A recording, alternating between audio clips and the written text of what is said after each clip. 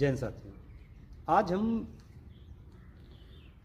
सह संयोजी बंध के बारे में बताने जा रहे हैं, क्योंकि आयनिक बंध पिछले वीडियो में हम बता चुके हैं।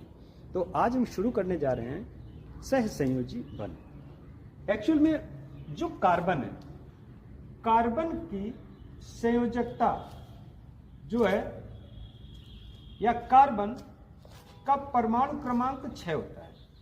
कार्बन का परमाणु क्रमांक 6 होता है। जब हम इसका एसपीडीएफ करते हैं तो यह आता है 1s2 2s2 2p2।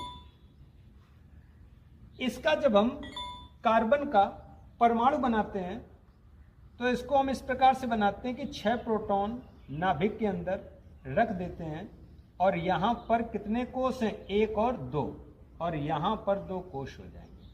पहले कोष में कितने इलेक्ट्रॉन, 2, और दूसरे कोष में अंतिम कोष में कितने इलेक्ट्रॉन हो जाएंगे, 4। अंतिम कोष में कितने इलेक्ट्रॉन हो जाएंगे, 4। यहां पर करना क्या है कि कार्बन के अंतिम कोष में जो इलेक्ट्रॉन है उनसे हमें बॉन्डिंग करनी है।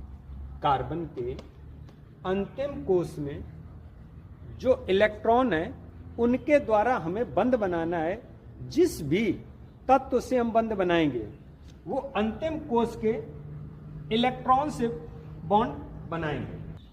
यहां पर 6 नंबर पर कार्बन है, परमाणु क्रमांक 6 है, और कार्बन के अंतिम कोष में 4 इलेक्ट्रॉन है। हम क्या करते हैं, सबसे पहले हाइड्रोजन से बॉन्डिंग करते हैं।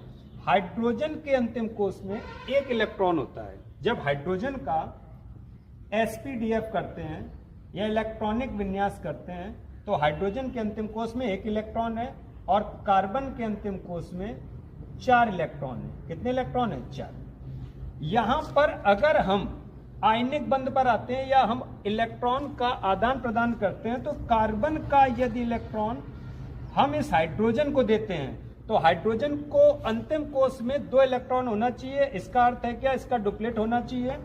तो यहां पर अगर हम 4 हाइड्रोजन लेते हैं तो अगर कार्बन यहां सारे अपने इलेक्ट्रॉन किसको दे देगा, हाइड्रोजन को, तो हाइड्रोजन का तो अंतिम कोष कंप्लीट हो जाएगा, लेकिन कार्बन का अंतिम कोष कंप्लीट नहीं होगा। तो यहां पर यह केस नहीं चल सकता है कि कार्बन अपने इलेक्ट्रॉन दान कर दे। दूसरा केस देखते हैं।